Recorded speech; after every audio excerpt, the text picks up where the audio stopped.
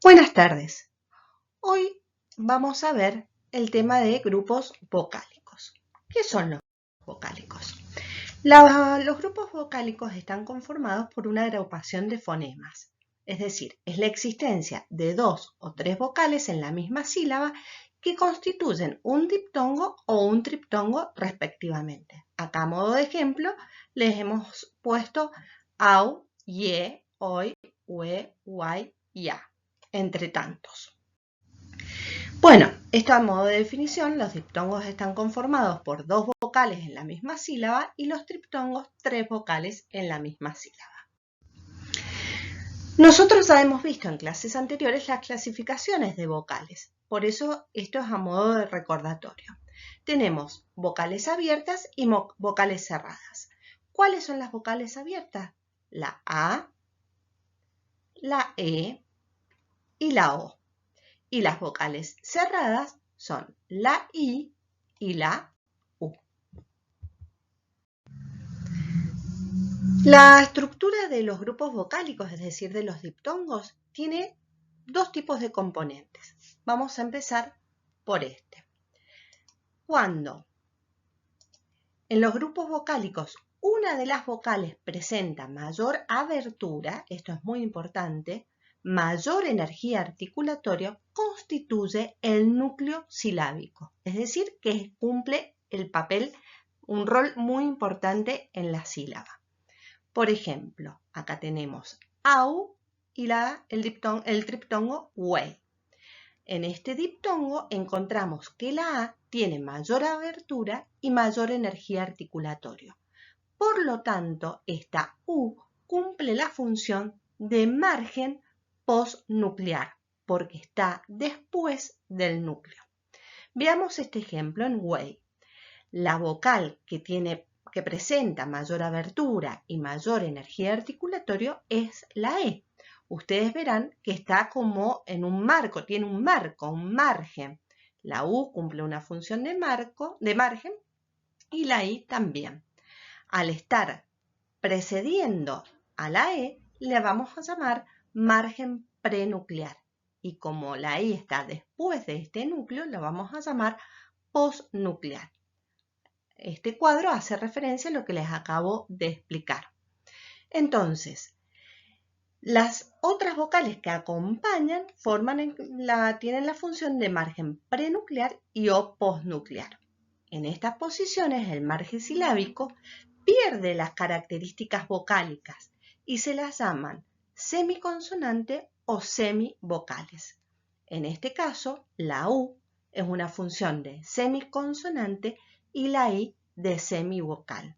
A su vez, en este diptongo, la A es el núcleo silábico y la U es una semivocal.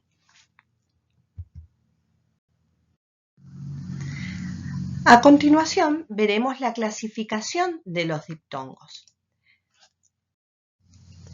Tenemos diptongos crecientes, diptongos decrecientes y diptongos homogéneos. A continuación, veremos cada uno de ellos. Bueno, los diptongos crecientes. ¿Cuál es la característica? Los órganos articulatorios van de una posición más cerrada a una más abierta. Recuerden cuando vimos las vocales cerradas, ¿cuáles eran? La I y la U. Entonces, el diptongo se va a iniciar con estas dos vocales. A modo de ejemplo, les mostramos ya, ye, yo o ua, ue, uo. Les recomiendo que ustedes lo articulen y verán esto desde una posición más cerrada hacia una posición más abierta. Por eso el nombre de diptongos crecientes. ¿Qué sucede en los diptongos crecientes?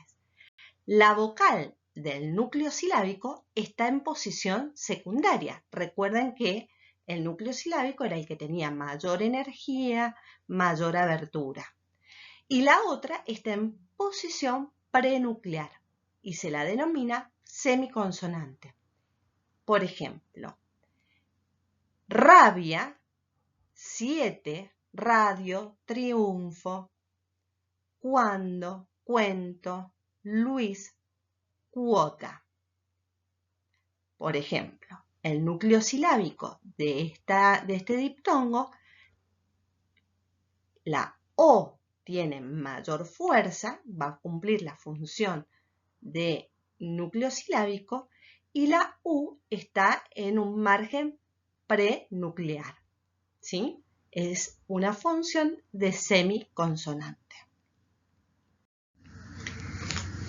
¿Qué sucede con los diptongos decrecientes? Por lógica, es una situación inversa. Los órganos articulatorios van de una posición más abierta a otra más cerrada. Se presentan 6 diptongos decrecientes: ai, ei, oi, au, eu, ou. También les recomiendo que lo practiquen y verán la posición de los labios. A modo de ejemplo, baile, peine, boina, causa, cacheuta, coach. A modo ejemplificador. ¿Y qué función cumple? Analizándolo desde el aspecto del margen silábico y del núcleo. La vocal que forma el núcleo silábico está en primera posición en este diptongo. La otra es el margen postnuclear y se la denomina semivocal. Hay 2 semivocales, la I y la U. Y la tercera clasificación son los diptongos homogéneos. ¿Cuáles son las vocales que conforman estos diptongos homogéneos? Son las 2 vocales más cerradas, la I y la U. Al tratarse de vocales altas y de la misma abertura prácticamente, ¿quién formará el núcleo silábico? Lo formará la vocal que tenga mayor intensidad, aunque sea muy pequeña esa diferencia. Por ejemplo, en triunfo, la U tiene mayor carga, cumple la función de núcleo silábico, y Luis, la I, cumple la función de núcleo silábico por tener mayor fuerza. En síntesis, tenemos diptongos que pueden ser crecientes, decrecientes y homogéneos. Acá les presento una tabla con las 13 posibilidades de diptongos con una grilla con palabras que contengan los mismos. Ai, au, ei, eu, oi, ya, ye, yo, wa, we, wo, y por último los diptongos homogéneos we, e, you. Cuidado, acá hay un cartel de advertencia. Debemos reconocer esta diferencia entre diptongos y entre hiatos. ¿Cuándo son diptongos? Cuando en una misma sílaba hay 2 vocales, una cerrada y una abierta. ¿Pero qué sucede en los hiatos?